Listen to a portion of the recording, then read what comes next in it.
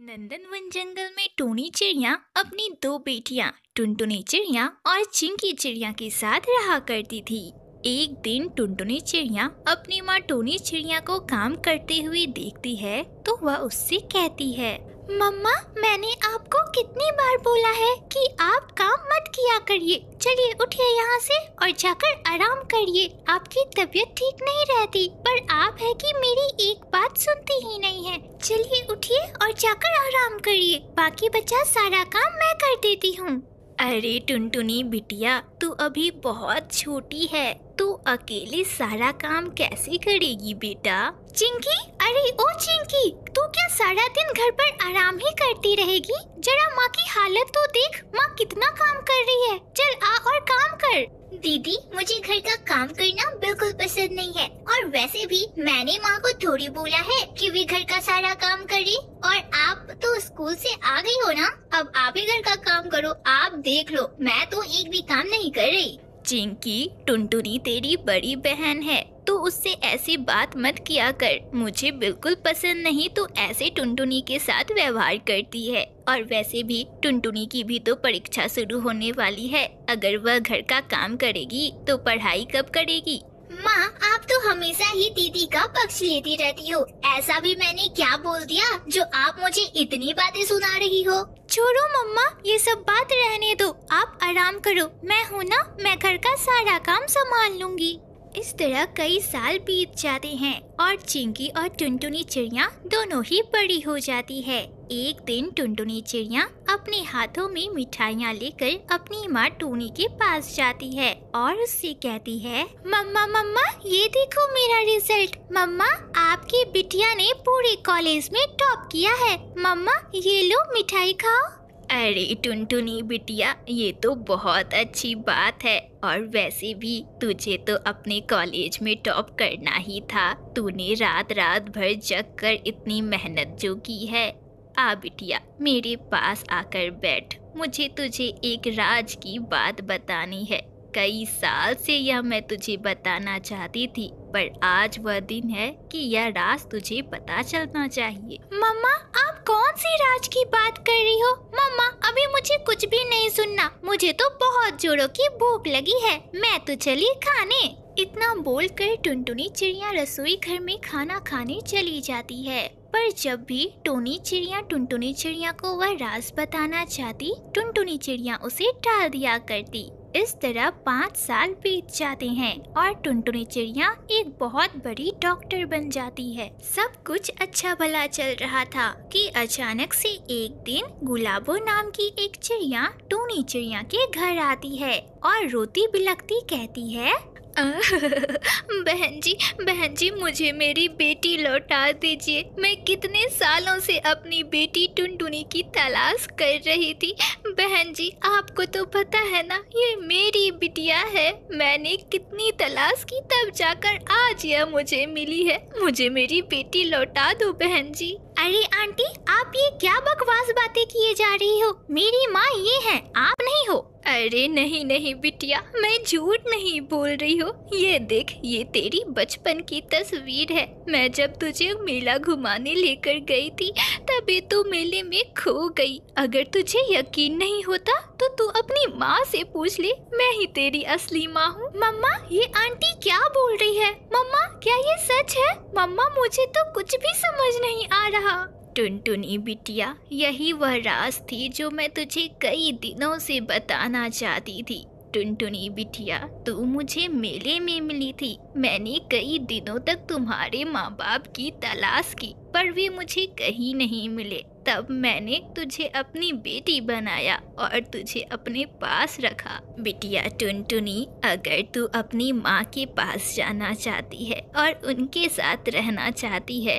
तो तू जा सकती है। मम्मा, आप ये कैसी बातें बोल रही हो? मम्मा, मैं आपको छोड़कर कहीं नहीं जाऊंगी। भले आपने मुझे जन्म नहीं दिया, पर मम्मा, आपने मुझे सगी माँ से भी बढ़कर प्यार दिया है। दीदी, अगर मुझसे कोई गलती हो गई हो तो मुझे छोटी बहन समझकर माफ कर दो, पर हमें छोड़कर मत जाओ। अरे पगली, तू ये कैसी बातें बोल रही है? मैं तुम दोनों को छोड़कर कहीं नहीं जा रही। आंटी मैं नहीं जाऊंगी, भले ही आप मेरी असली माँ हो, पर यही मेरी माँ है और मैं इन्हें छोड़कर कहीं नहीं जाऊंगी। ठीक है बेटा, अगर तुम इन दोनों के साथ रहना चाहती हो तो तुम रह सकती हो, पर अगर मुझे तुम्हें देखने का दिल किया तो मैं तुझे यहाँ देखने आ तो सकती हूँ ना? हाँ आंटी, जब भी आपका मन करे आप मुझे यहाँ देखने आ सकती हो। फिर गुलाबो चिड़िया वहाँ से चली जाती है। इसके बाद टुनटुनी चिड़िया अपनी माँ और बहन के साथ हंसी खुशी अपनी आगे की जिंदगी बिताने लगती है।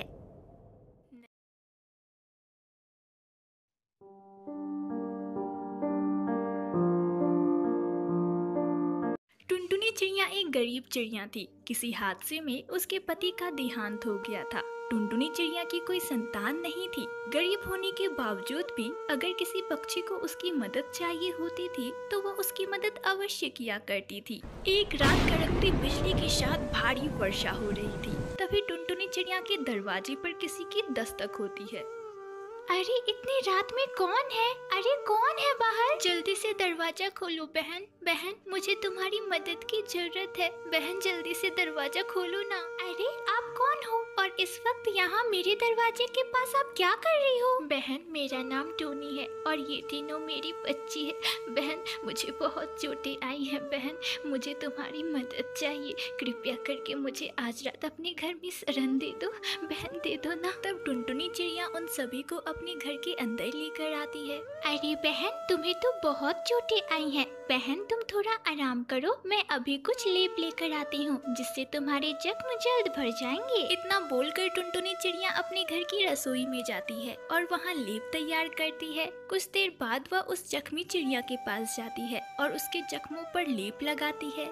आप इतनी बुरी तरह कैसे घायल हो गई और आप लोग कहाँ से आई हो? बहन मैं एक जादूगर की पत्नी हूँ। मेरी शादी एक जादूगर से हुई, पर मैं एक साधारण पक्षी हूँ। बहन वह मुझसे बेटा चाहता था, पर मैंने तीन बेटियाँ ही पैदा की, जिसकी वजह से वह हमें मारना चाहता था। हम तो किसी तरह अपनी जान बचा कर भागे हैं। हे भगवान, वह कैसा बाप है, अपने ही औलाद को मारना चाहता है। देखो तो आपकी भी हालत कितनी खराब कर दी है उसने। वह तो बहुत क्रूर है।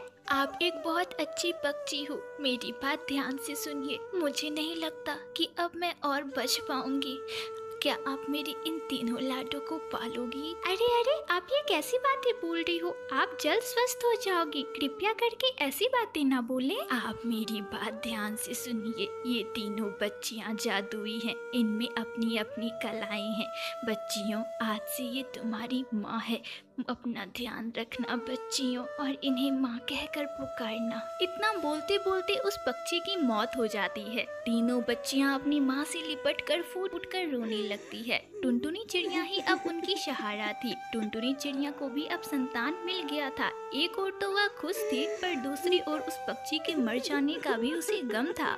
अगली सुबह जब आसपास के पक्षी उन तीनों पक्षियों को टुनटुनी चिड़िया के घर में देखते हैं तो वे टुनटुनी चिड़िया से पूछते हैं कि आखिरकार ये बच्चियाँ किसकी हैं और उसके पास कैसे आई। अरे अरे टुनटुनी, ये तीनों बच्चियाँ किसकी हैं?